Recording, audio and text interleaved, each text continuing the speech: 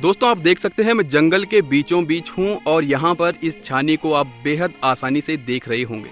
दोस्तों ये वही छानियाँ हैं जहाँ पर हमारे पुरखे रहा करते थे।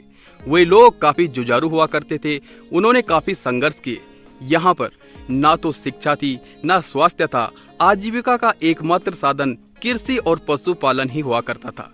वे लोग कृषि और पशुपालन पे ही डिपेंड रहा करते थे और गांव से काफी दूर जहां पर उनके अधिक खेत हुआ करते थे, उन खेतों पर अनेकों चुनौतियों का सामना करते हुए जंगल के बीचों बीच वे अपनी छानियों को बनाते थे और सीजनली वे छानियों में आकर के पशुपालन और खेती का कार्य किया करते थे। चारों तरफ के इस घनघोर जंगल में वे अनेक संघर्षों का सामना करते थे। चुनौती रहती थी जंगली जानवरों से अपने पालतू जानवरों को बचाने की। दूर दूर तक कोई घर नहीं हुआ करता था, दूर दूर तक कोई लोग नहीं दिखाई देते थे। रात्रि के काल में ना बिजली होती थी और ना ही यहाँ पे पानी की सुविधा उपलब्ध होती थी। दूर से वे स्वयं के लिए भी और अपने पशुओं के लिए भी पानी लेकर आते थे। वे पानी को स्टोर करने के लिए छोटा सा मिट्टी का टैंक बनाते थे और इन्हीं छानियों में वे अपना जीवन यापन करते थे। दोस्तों ये सिर्फ छानियां नहीं बल्कि संघर्षों की कहानियां हैं। इस कहानी को पूरा सुनने से पहले आपसे एक छोटी सी रिक्वेस्ट करते हैं, यदि आपने अभी तक हमारे चैनल खबर चक्र केसी को सब्सक्राइब नहीं किया है तो चैनल को सब्सक्राइब अवश्य करें, साथ ही बेल आइकन को भी प्रेस करें ताकि हमारे हर वीडियो की नोटिफिकेशन आप तक पहुंचती रहे।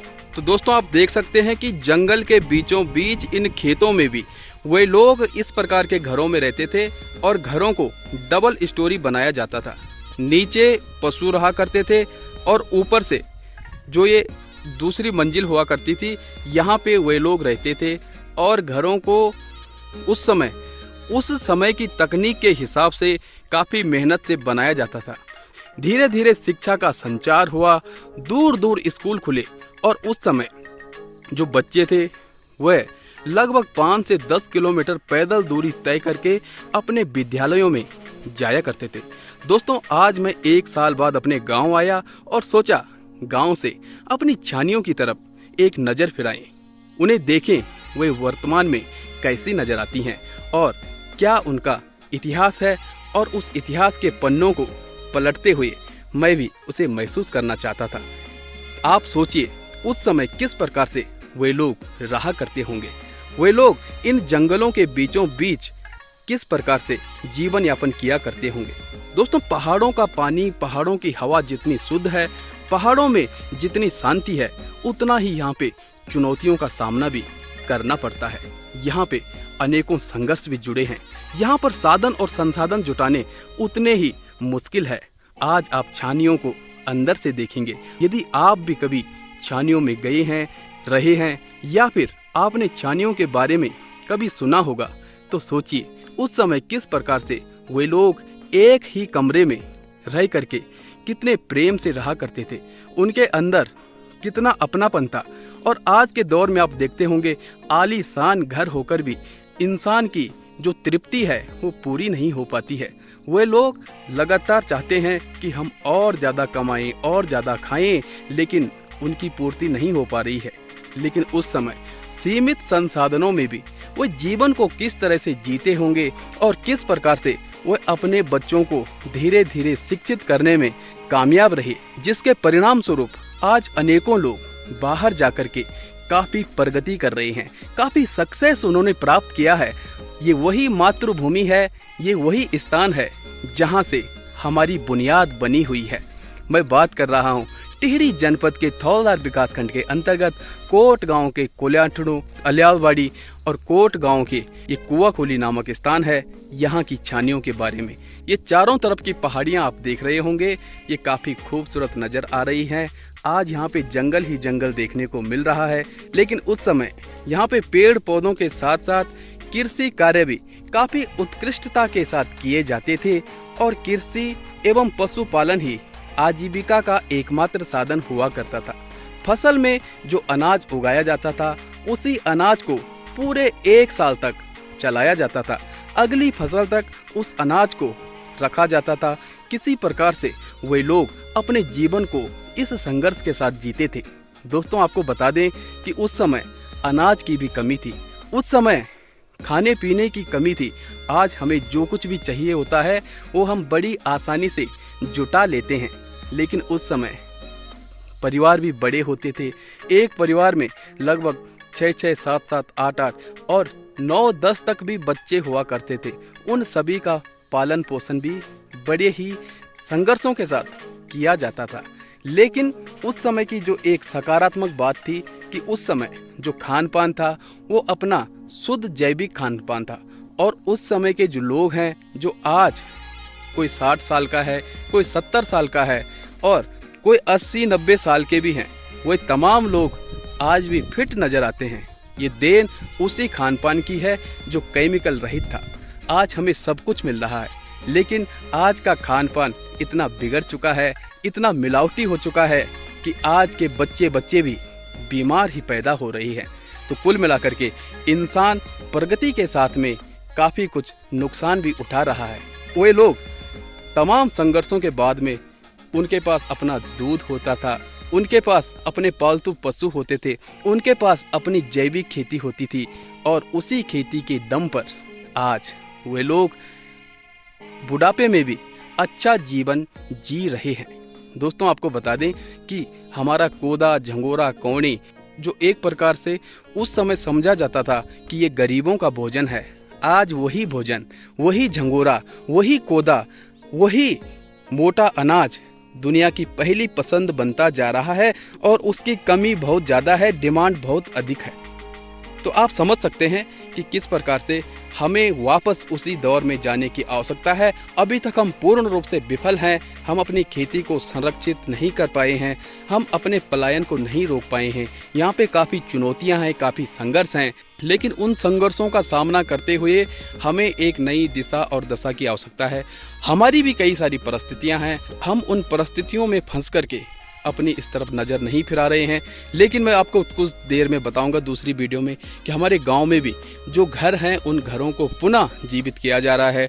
जो ट्रेडिशनल हैं, हमारे पारंपरिक घर हैं, उन घरों को किस प्रकार से लोग दोबारा से जीवित कर रहे हैं, उनकी मरम्मत कर रहे हैं, वो आप अगली वीडियो में भी देखेंगे। और इस वीडियो में हमने जो छानियाँ आपको दिखाई हैं, ये छानियाँ हमारे इतिहास का एक हिस्सा है और हमारे अतीत का एक ऐसा भाग है जो हमें उन लोगों के संघर्षों को, उन लोगों के द्वारा स्वीकार की गई उन चुनौतियों को और जो उन्होंने कठिनाइयाँ उठाई हैं, जो उन्होंने अपनी मेहनत से कार्य किए हैं, उनकी जो जीवन शैली थी वो सिर्फ और सिर्फ स्वयं पे डिपेंड करती थी।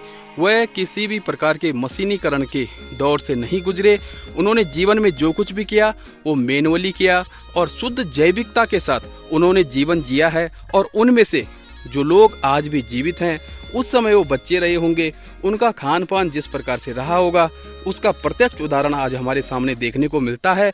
उनकी जो शारीरिक क्षमता आज भी हमें देखने को मिलती है वो काफ़ी उत्कृष्ट है और काफ़ी उत्सुकता के साथ वो आज भी जीवन जीते हैं।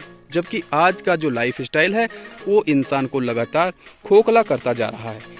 तो दोस्तों, आप देख सकते हैं कि ये जो छानियाँ हैं ये अब काफ़ी जीर्ण शीर्ण अवस्था में हैं और यहाँ पर उनकी औखलियाँ भी रही होंगी, यहाँ पर उनके वे तमाम साधन रहे होंगे जहाँ पर वह अपने कार्यों को किया करते थे।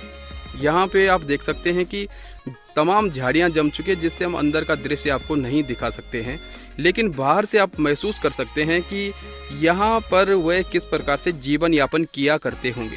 कभी बारिश हुआ करती होगी, घर से पानी टपकता होगा और यहाँ पे ना तो बिजली की व्यवस्था थी, दिन में सूर्य का प्रकाश रहता होगा, लेकिन रात्रि काल में किस प्रकार से वह अंधेरे में अपने पशुओं को भी देखते होंगे और स्वयं भी यहाँ पर रहते होंगे। दोस्तों, ये सिर्फ छानियाँ नहीं बल्कि संघर्षों की कहानियाँ हैं। दोस्तों, आपने गाना सुना होगा, फेडो पाको 12 मास, नारायण कफलो पाको चैत। तो ये फेडो का ये पेड़ है, ये कंदमूल फल, इसको अंजीर भी बोलते हैं। तो ये अंजीर का पेड़ है और ये पेड़ इस छानी के ठीक ऊपर है। दोस्तों, अभी हम पहाड़ी के टॉप पे खड़े हैं और आप नीचे नज़र फिरा सकते हैं। किस प्रकार की खाई है, ये गहराई उस समय के लोगों को नहीं डराती थी, लेकिन आज हम इसे देखकर अवश्य डरते हैं। यदि पाँव जरा सा फिसल गया तो क्या हाल होगा, उसका अंजाम क्या होगा, ये आप भी अच्छी तरह से जानते हैं और हम भी इसे महसूस कर पा रहे हैं। आप अभी स्क्रीन के बीचों बीच ये जो क्षेत्र देख रहे हैं ये कमांद है। 1975 से 1980 के बीच में कमांद में विद्यालय खुल चुके थे और कमांद यहाँ से लगभग 5 से 10 किलोमीटर पैदल है।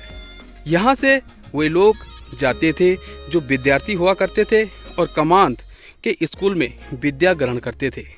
छानिया सिर्फ यहाँ पर नहीं है बल्कि यहाँ के 10 किलोमीटर के एरिया में अलग अलग स्थानों पर छानिया हुआ करती थी और उन तमाम छानियों से संयुक्त रूप से वे लड़के वे विद्यार्थी एक स्थान पर मिलते थे और ग्रुप के साथ वे शिक्षा ग्रहण करने के लिए कमांद में जाया करते थे। लेकिन उस समय भी लड़कियों की शिक्षा काफ़ी संघर्षशील थी और अधिकतर माँ बाप अपनी लड़कियों को विद्यालय दूर होने के कारण नहीं भेजते थे और उस समय काफ़ी लोग अशिक्षित भी रह जाते थे। लेकिन धीरे धीरे शिक्षा का संचार हुआ, शिक्षा के लिए अनेकों स्थान पर विद्यालय खोले गए और आज की डेट में आप देखते होंगे कि माँ बाप स्वयं बच्चों को छोड़ने के लिए स्कूल के गेटों तक जाते हैं और स्कूल के गेटों में ही छुट्टी के बाद माँ बाप बच्चों का इंतजार करते हैं। उनके लिए स्पेशल गाड़ियाँ लगा रखी हैं। लेकिन उस दौर को याद कीजिएगा जब हमारे पुरखे अपनी शिक्षा को प्राप्त करने के लिए इतने संघर्ष किया करते होंगे। इस खाई की गहराई को देखिए, ऐसे ऐसे तमाम जटिल रास्तों पर चलते हुए वे संघर्षों को झेलते हुए, चुनौतियों का सामना करते हुए अपनी शिक्षा को ग्रहण करते होंगे। दोस्तों, हम उन लोगों को सैल्यूट करते हैं। जिस प्रकार से पत्थर हमें नजर आ रहे हैं, जिस प्रकार से ये पत्थर मजबूत हैं, उसी प्रकार से उनका हौसला भी मजबूत हुआ करता था। तो हमें उनसे प्रेरणा लेनी चाहिए और आज के इस जीवन काल में कुछ ना कुछ उनके जीवन से उतारना चाहिए। और जो हमारा पारंपरिक एक अंदाज है, उस अंदाज को आधुनिकता के साथ एक अलग सा सामंजस्य बनाते हुए जीवित रखने का प्रयास करना चाहिए।